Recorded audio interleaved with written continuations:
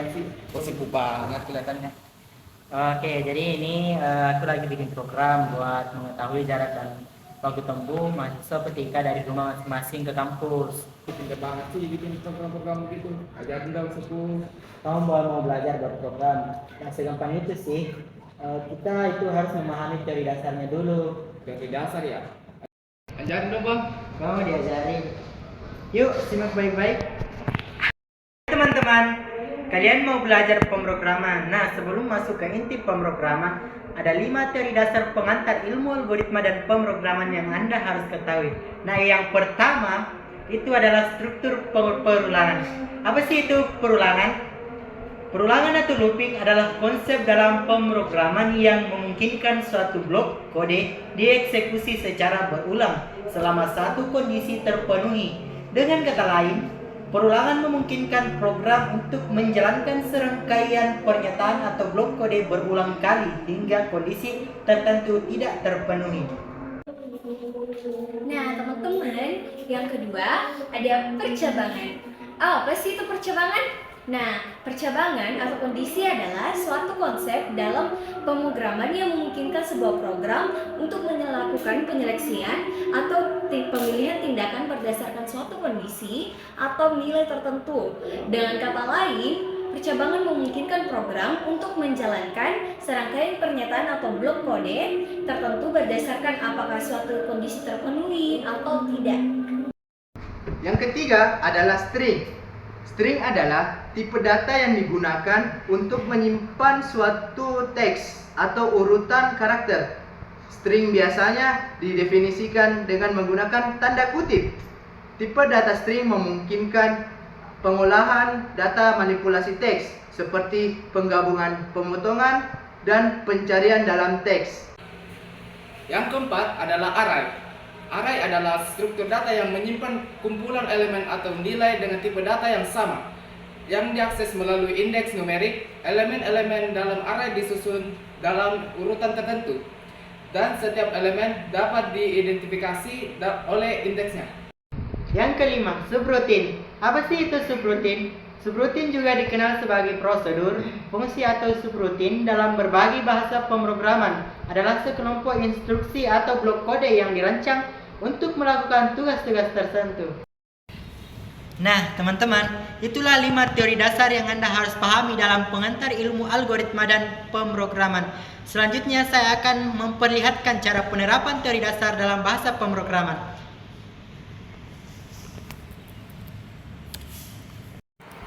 Baik, saya akan menjelaskan tentang program praktikum kelompok 3.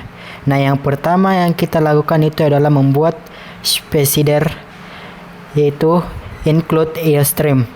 Pada baris ini merupakan preprosesor yang menyertakan pustaka input atau output stream C++ yang memungkinkan penggunaan fungsi input atau output. Kemudian specifier yang kedua yaitu include string yang menggunakan pustaka string untuk menggunakan tipe data string. Kemudian pada baris ke-6 kita membuat tipe data bentukan struct dengan nama mahasiswa yang memiliki 3 anggota, yaitu nama, jarak rumah ke kampus, dan kecepatan rata-rata. Kemudian pada baris ke-13 mendefinisikan float sebagai fungsi hitung waktu tempuh yang mengambil 2 parameter, yaitu jarak dan kecepatan. Dan pada baris ke-14 return yang mengembalikan hasil dari pembagian jarak oleh kecepatan. Dengan kata lain, fungsi ini menghitung waktu tempuh dalam satuan waktu yang digunakan dalam program berdasarkan jarak dan kecepatan yang diberikan. Selanjutnya baris ke-17, intMain merupakan fungsi utama dari program di mana eksekusi program akan dimulai. Baris ke-18, int jumlah mahasiswa sama dengan 4, mendefinisikan konstanta jumlah mahasiswa dengan jumlah 4. Pada baris ke-19 merupakan array yang mendeklarasikan jumlah array tipe data mahasiswa dengan ukuran jumlah mahasiswa. Pada baris ke-22 merupakan perulangan for, membuat loop untuk mengisi data mahasiswa sebanyak jumlah mahasiswa. Pada baris ke-23 dan 24, program akan menampilkan teks, memasukkan data untuk mahasiswa dan nama mahasiswa. Baris ke-25 merupakan input untuk memasukkan nilai mahasiswa. Pada baris ke-26, program akan menampilkan teks jarak dari rumah ke kampus berupa kilometer. Dan baris ke-27, program meminta user untuk memasukkan jarak rumah ke kampus. Pada baris ke-28, program akan menampilkan teks kecepatan rata-rata yang berupa kilometer per jam. Dan program meminta pengguna untuk memasukkan nilai kecepatan rata-rata dari mahasiswa. Pada baris 33 menampilkan judul informasi mahasiswa dan waktu tempuh. Pada baris 34 for INTI sama dengan 0, I kurang jumlah mahasiswa dan plus I merupakan struktur perulangan. Pada baris 35, 36, 37 membuat loop untuk menampilkan informasi mahasiswa dan waktu tempuh untuk setiap mahasiswa. Pada baris 40 dan 41 menghitung waktu tempuh untuk mahasiswa ke I menggunakan fungsi hitung waktu tempuh dan menyimpan hasilnya dalam variabel waktu tempuh. Pada baris ke-44, if buka kurawal, yaitu waktu tempuh lebih kecil dari 1,5, maka output yang akan dihasilkan yaitu mahasiswa ini dapat dianggap memiliki waktu tempuh yang cepat.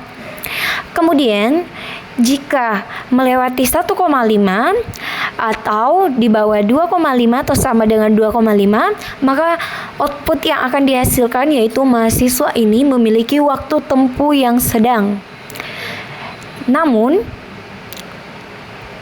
jika di atas 2,5, maka output yang akan dihasilkan yaitu mahasiswa ini dapat dianggap memiliki waktu tempuh yang lambat.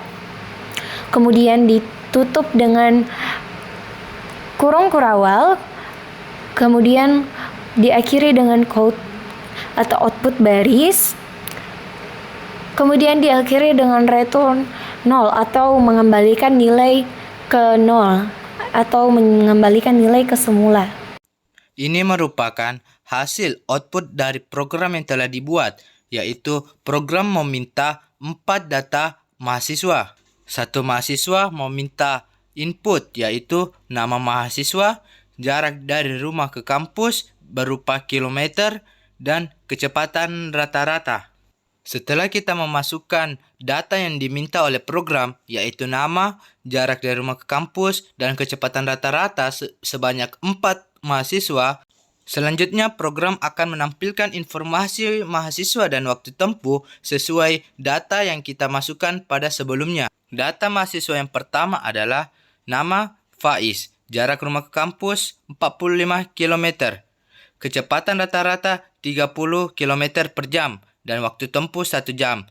Program ini akan menampilkan teks mahasiswa ini dapat dianggap memiliki waktu tempuh yang cepat karena memiliki waktu tempuh selama 1 jam. Sedangkan nama mahasiswa kedua adalah Fadillah, jarak rumah ke kampus 45 km, kecepatan rata-rata 20 km per jam, dan waktu tempuhnya adalah 2 jam.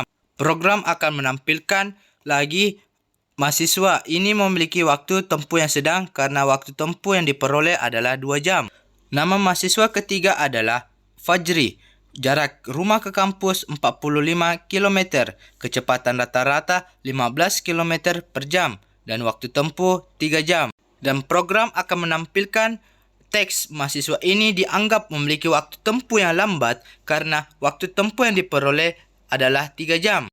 Dan nama mahasiswa keempat adalah Fahmi, jarak rumah ke kampus 45 km dan kecepatan rata-rata 23 km per jam dan waktu tempuh 1 jam.